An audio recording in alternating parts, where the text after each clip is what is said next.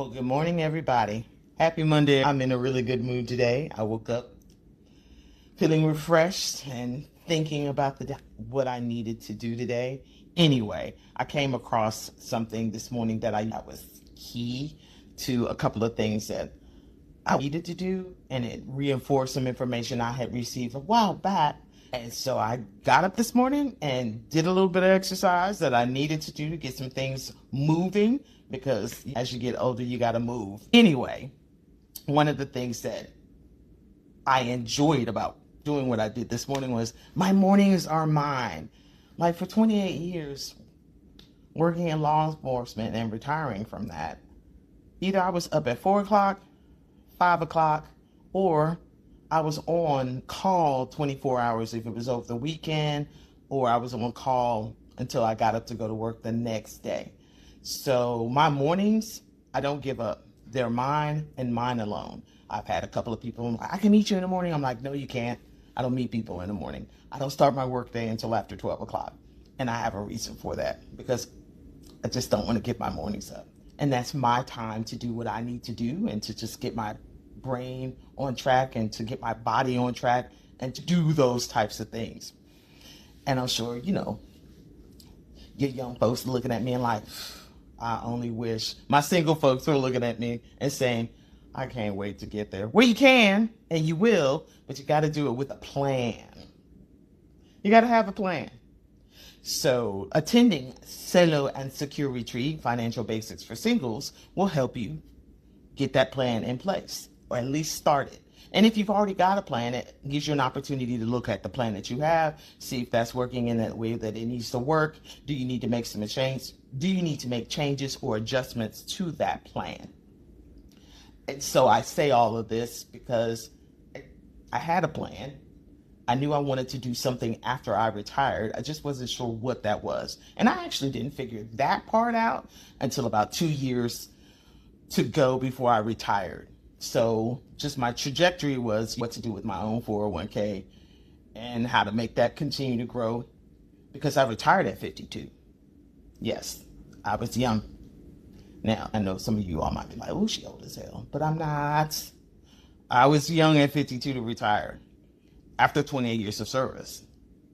So I decided, okay, what else do I want to do next? And that's how I came into financial services industry. And doing this type of work, you've got to really like it a lot. And I love it. I think it's great. I love the information that I'm learning. If I only knew this back then, my life would be different, I think. However, I didn't. So as I've learned things along the way, I'm applying them and they've been very helpful for me, just not for me, but for people who I know and love. A couple of things have happened where they've been like, I don't know what to do. And I'm like, oh, let's talk about it. And so this industry it's a big industry. It's got a lot of niches to it and it's a lot of information. And so if you are trying to figure out just how to maneuver through all of that, come see me. It'll be fun. It'll be a really good experience. You'll get to network with some folks. We'll get to meet and talk. And I get to ask questions. I get to see where people are at. Because I'm 50 something. I'll tell you my age. I'm 50 something. I ain't 60, but I am 50 something. It reminds me of a friend of mine who was like, when I was turning 40, he said, hey, somebody came by my house today. And I said, who? He was like, they were looking for you. And I was like, who is it? Who in the hell is looking for me at your house? She said her name was 40. I said, shut up. You got jokes. This is like, I'm about 39 at this point. I was like, shut up. Nobody asked you all that. Nobody. So right now, 60, it ain't far off. It's rolling close. And 60, it's like, hey girl, I'm looking for you. It sent me a text message, an email, and I'm like, go to hell. I don't want to talk to you right now. I'm not there yet. Anyway, I say all that to say this. Listen, if you want to be where you want to be, whatever you envision for your retirement, you got to have a plan. And like I said, I know retirement seems like 100 years off. It's not, because damn it, today is June 1st. We are almost halfway through the year. So time is rolling by pretty quickly. I don't know what it is.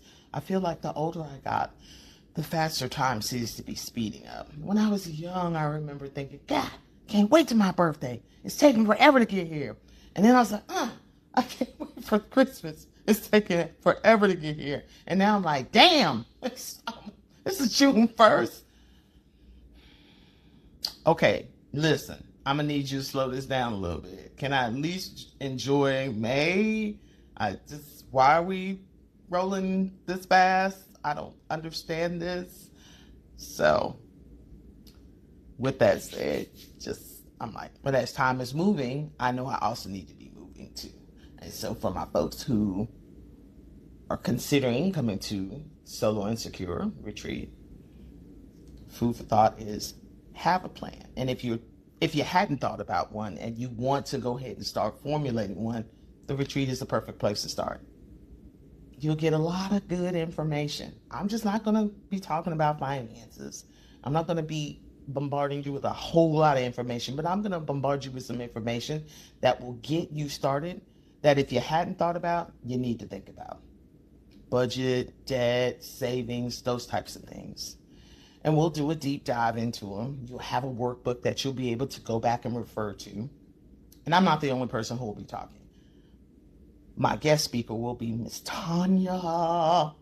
And she'll really be talking to you about that estate planning piece from the perspective of the estate division of the North Carolina courts, which I think is bomb. Because now you get direct access to somebody who understands what you need around estate planning, and she will walk you through, these are some of the things that you need to think about and have in place for yourself, so you at least know how to bypass probate court, because the name of the game is not to go to probate court. I'm just going to tell you, it really is not. And if you can skip that, that's the name of the game. However, a lot of times people are not prepared for that because they don't have certain things in place. And even if they do, they haven't done what's needed to be done for that to work in their favor. And she'll talk about that too. So if you are torn and you're like, I don't know, do me a favor. Invest in yourself. Hey, people will pay money to go see Chris Brown and Usher. I heard about the ticket prices. I was like, damn. Oh, anyway. So, invest in yourself. This is investing in your own future, for your future self, to have these things in place. Because plans, like any good plan, it's going to be flexible. It's going to change as you change.